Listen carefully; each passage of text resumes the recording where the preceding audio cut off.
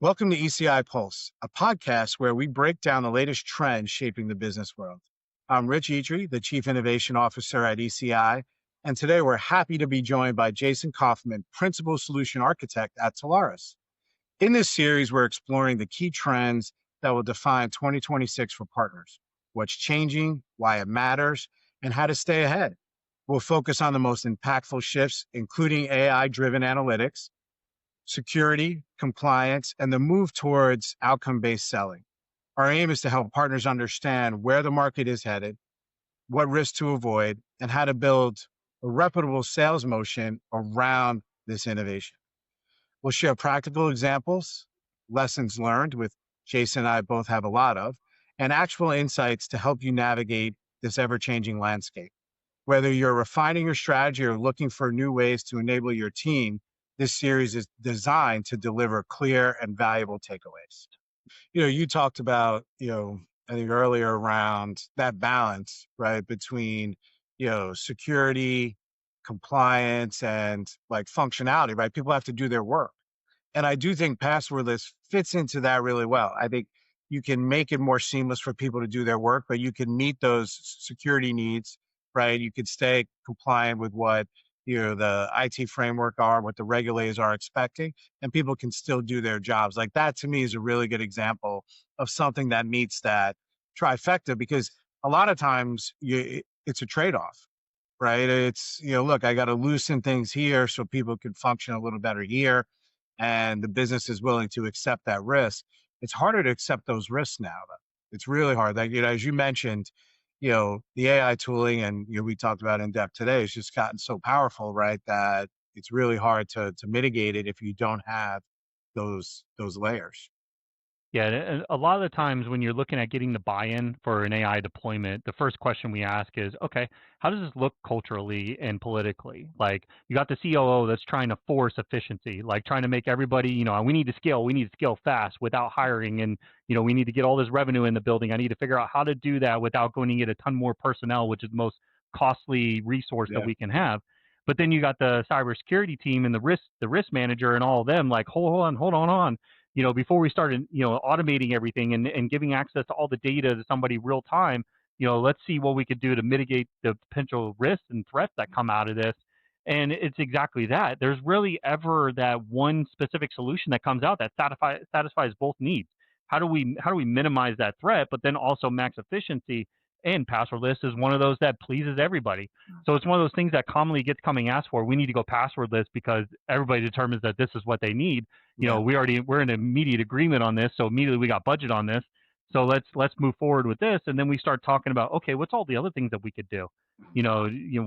How's your data sitting today? Who has access to it? How are you controlling who has access to what? Are you following least privilege and all that stuff? So it opens up a bigger conversation when they first coming in and say, we just want passwordless.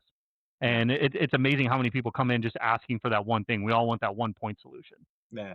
Well, look, I've been doing this for almost 30 years. I feel old when I say that. But I've never seen a technology that has engaged the business like AI. I mean, business leaders are so engaged in technology. I mean, for years, I fought to have to get budget.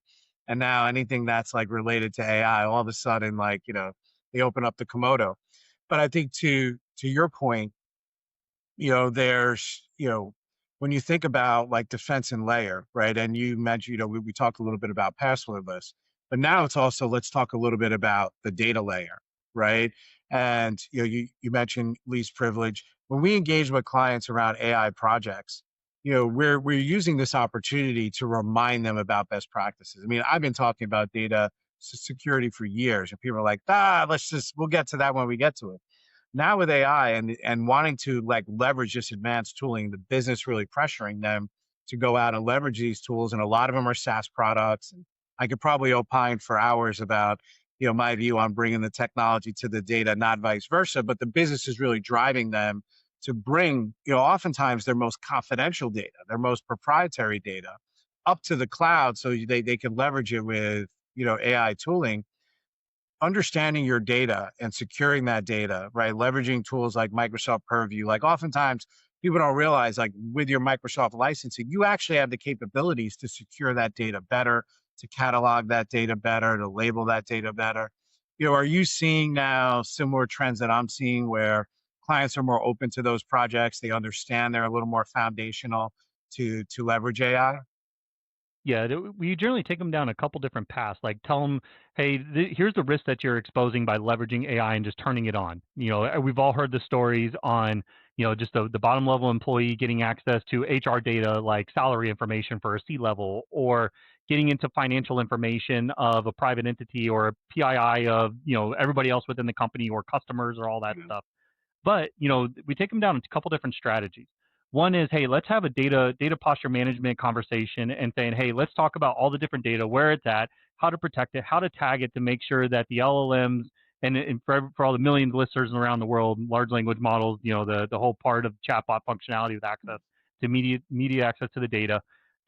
So taking that information and saying, hey, how do we protect it? Because you just turning it on, it doesn't understand, hey, this is confidential and this information cannot leak outside of the business or outside of this person that's accessing it. It just knows, hey, I need to go make this as efficient as possible and get all the data and give a relevant answer that I'm confident in. That's all it is programmed to do.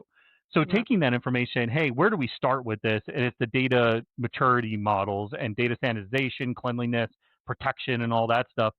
Or now we have like the gateways that could sit in front of it and have that inherent DLP. So we talk about, how it, what does it look like from a go-to-market strategy? Do you want to build a data posture management, strategy culturally within the business and have like all these different tool sets and all this stuff built in?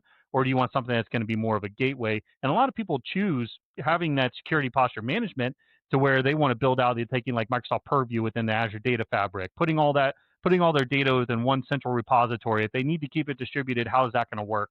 How, do you need to stream the data? Do you need to batch it? How's it going to look to, give somebody real-time access to it?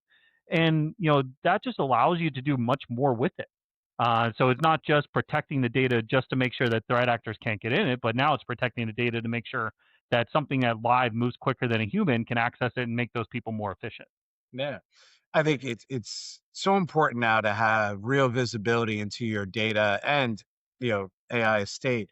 To that point, people hear things like Chat GPT Enterprise or Anthropic Enterprise, and what I try and tell them, I even wrote a white paper on this because I thought it was generally a problem I was hearing, which is they see enterprise and right away they think secure, compliant, it's okay to use, and I'm like, actually, it's not, right? All those systems have to be configured. You still need to understand your data, because once your data goes up to those platforms, you lose all the controls you spend time implementing over here, right? So you need that visibility because look, I think to your point around like the comp thing, I could have access to the comp file, but you don't. I upload that to Chat GPT Enterprise. I can now share that with you, right? Like you lose that kind of continuity for your data control. So using certain DLP tools like Purview allow you to understand where that data is going, who's sharing it with who. In some cases, you could actually prevent that. Other cases, you could just be alerted on it. But at least now you have visibility around it, and you can take some action and remediate around, those items. But I think people really need to be cognizant of, how those other third-party platforms are being used, right? Because I can tell you too, the threat actors are targeting those platforms because they know you're putting your most confidential data there, right?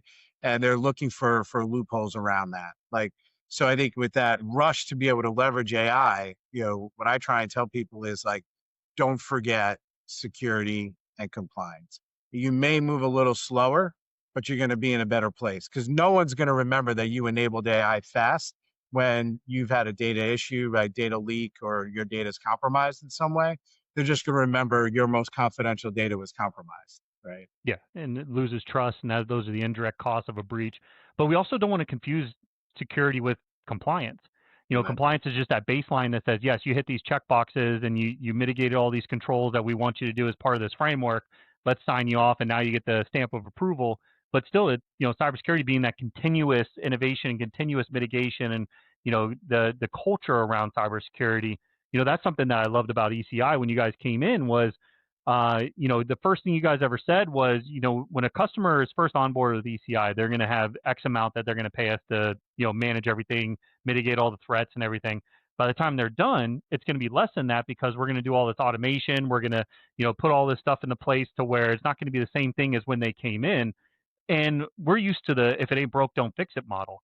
And that's the cool part about ECI is it's always you guys are always innovating with your customers to make sure that when they first come in, when they leave, or I don't want to say the word leave, that's bad, but like when they come down to renewal, it's not the same infrastructure, it's not the same environment, it's not the same methodologies and everything as when they came in. So I love that continuous innovation that we have. And the AI talk track, the reason why I'm talking about this now, the AI talk track that we're always doing, that continuous innovation, how to protect it, always changing and all that stuff, is just the model that you guys have already built out and how you guys have scaled. So I think it aligns really well, and that's why you guys are one of our most successful AI consulting, implementation practices that we have. Yeah. And I think Well, it's a that's great really good story to to tell. hear. Thanks, Jason. We invested a lot of time in AI about 2.5, 3 years ago. And at the time we were doing it, we were at an event and one of our competitors came up to us and was like, "Hey, I hear you guys do all this stuff around AI. Really? AI? Haha," like laughing. And I'm like, what? Keep laughing. Because we'll see you. I'll see you in the rear view mirror because AI is here to stay, right? And as MSPs and that convergence between MSP and MSSP, it's our job, right, to bring those secure compliance solutions to the table. I'm a big fan of the Microsoft stack, and I think with AI, like they've really done a really good job with Fabric and Foundry and how you integrate things from Copilot Studio like down to Teams and look, you can integrate almost any data source into Fabric. You can use almost any model you want in Foundry. They integrate really well together. And Microsoft Purview, right, from a data perspective, sits across the both of those, right? And like when you think about like enabling that type of stuff, right, for clients, like we give them those real conversations. Say, look, I'm happy to support you around Chat GPT Enterprise. Here's what you need to do, though. But if you're looking for a slightly better solution, you can do this over here, right? But it's really understanding the business, like what their risk appetite is, and really working with them. So we create that balance, right? That we talked about earlier around security, compliance, and functionality, because we want people to be satisfied with the technology that you're delivering to them. You don't want them to feel like there's hurdles, but you also have to kind of protect them, right? It's kind of like your kids, right? Like, I'd love, to give my kids chocolate cake for breakfast, right? But they need healthy food to grow, right? Yeah, you got to save them from themselves. Unfortunately, that's the name of the game. So I mean, we always want to do right by the customer, and we always want to make sure we enable them, to be competitive advantage, but make sure it's still done securely. And I think that's like the heaviest conversation is making them realize, hey, there's a lot of this due diligence we need to put into here before just flipping on a switch that to get up to what the market says now is standard. And just like you were saying, AI is here to stay. It's a fad just like the internet. Yeah. It'll go away soon.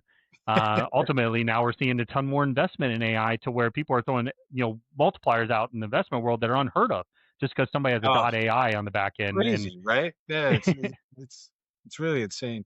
Yeah, Jason, you spend a lot of time with partners, and look, you have a lot of great experience, and you talked a little bit about some of the frameworks that you kind of interact with a lot of clients and partners around. But if there's a partner listening and they have clients interested in engaging with them around like AI, like what would be some helpful tips like you would give them?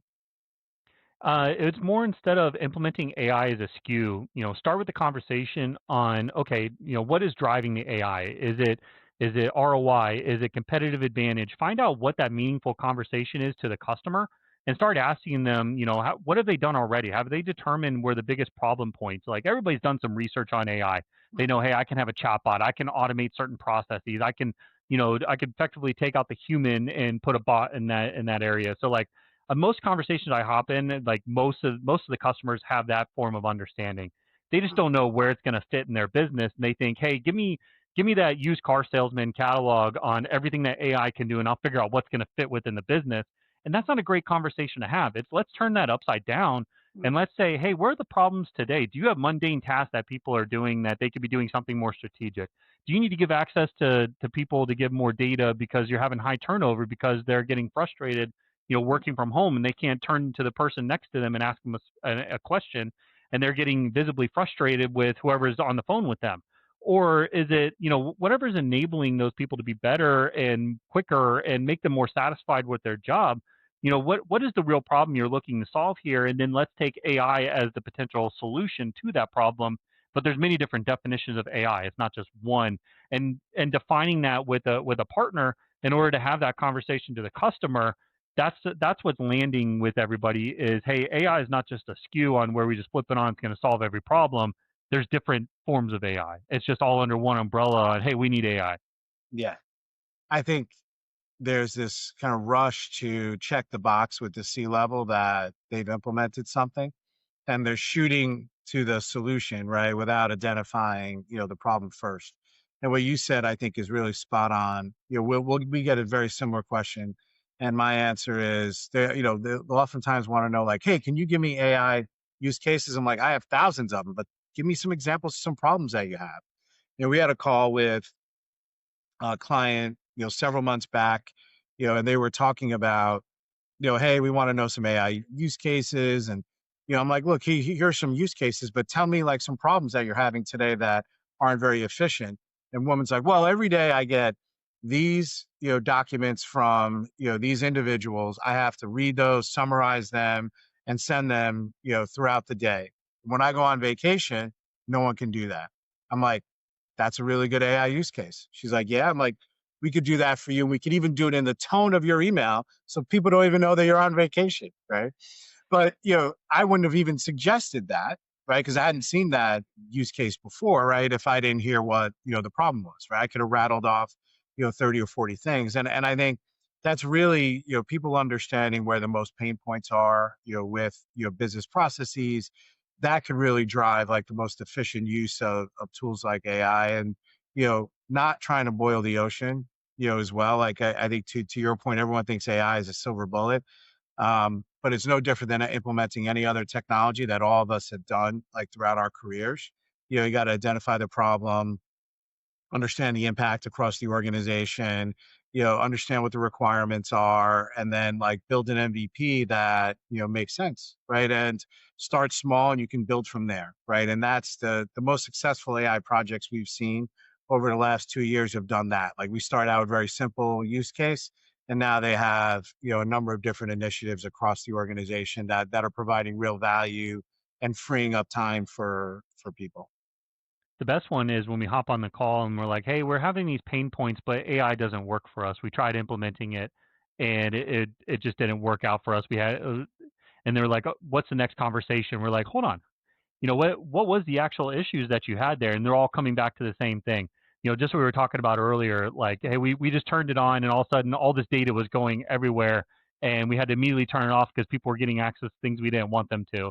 Or it was breaking because we were trying to take data from this system and putting in this system and it just wouldn't work. So we figured they're incompatible and they're not going to work. And like there's many things to do in the middle of that, like the transformation of data. There's ways to parse it to where one system would recognize it, and then there's also what we were talking about earlier, the data maturity of classification and DLP and all that stuff that make sure the data can't go to where it's not supposed to. So a lot of that stuff on just educating on, hey, did you do any of these things before you just turned it on because you got told you need to turn it on? All the time, every time this is without fail so far on, oh, we did try that. Like nobody's ever said that. Everybody was like all surprised, like, oh, we need to do all this stuff before we implement it.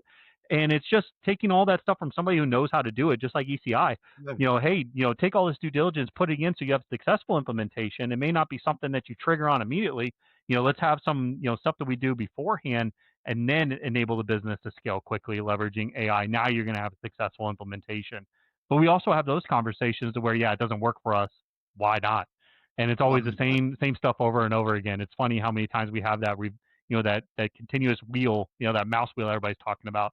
It's that broken record. Everybody's having the same issues when they implement it on their own. Yeah, they don't think about, the data and all, who has access to it, all of those like prerequisites. Like we've spent the last 2.5 years implementing AI and have really built a pretty thorough enablement, program around it, and incorporates security compliance, incorporates like knowing your data. I always say like before we get into this, like I need to know your data, the who, what, where, when, why around that information, because oftentimes people turn on things like Copilot, and like Copilot is terrible. It can't answer any of my questions. And then we go in, we're like, okay, let's take a look. And well, you don't have permission to that data. You're not asking the questions in the right way. Like if you ask Copilot to compare two documents, but you don't tell it you only care about these 12 things, you want to see the differences between those things, and you want to see it in a table, it's going to give you a bunch of items that are different in the document, right? Like, and I think again, people just think it's AI. I could just talk to it and it knows like what I want it to do type of thing. And when you start training people and you give them access to the right data and things are aligned, the results are exponential, right? And people start seeing the value and the power of it, right? But look, it is an investment, right? That's why people say like, what's the ROI? Can't forget the I piece, right? Which is like investment, right? Yeah. Investment in time, an investment in effort in implementing it correctly. So, well, look, Jason, I think we're getting up on time here. Was there anything you wanted to leave, partners and the audience with? Yeah, I mean, there's tons of resources to help here. You're not, if you ever get into a roadblock, there's multiple avenues you could take it. We're happy at Telarus to have an agnostic conversation on what AI is, what's going on in the marketplace, what's real, what's not. There's the art of the possible conversation, and then there's also the art of the impossible conversation. What's real, what can you do to impact the business? Let's talk about, where's that ROI that, the maximum ROI directly or indirectly, let's prioritize this, and then let's see, where's the fit? What's going to be the best thing that's going to, help the business? And then you also have companies like ECI or AI specialists. Not only can you guys consult on it, but you can also implement it. So we work hand in hand together. Most of the time the AI conversations start with us, they end with you. So, let's collectively come together sometimes and have that conversation if the customer needs to move quickly. We could both be on the same conversation at the same time. So yeah, there's many different ways that we can help out customers here, whether it's through Telarus, through ECI, through both, and we're always happy to do that. The AI conversations are really fun, and there's many things that we could talk about that the customers didn't even think of previously from use cases that we've done. So happy to help. Yeah. Well, thanks, Jason. We at ECI really enjoy working with you and the Telarus team, and I encourage everyone listening, if you're interested in cybersecurity, AI solutions, to reach out to us. Like we're always happy to get on the phone, happy to share our experiences with you and help guide you down this journey because it is a journey, right? And these things aren't going to, all materialize, overnight. And it starts with really talking with people who are in the weeds on a day-to-day basis to help you develop strategies for your clients. So thanks again, Jason. I look forward to doing this again. Same here. Thanks for having me.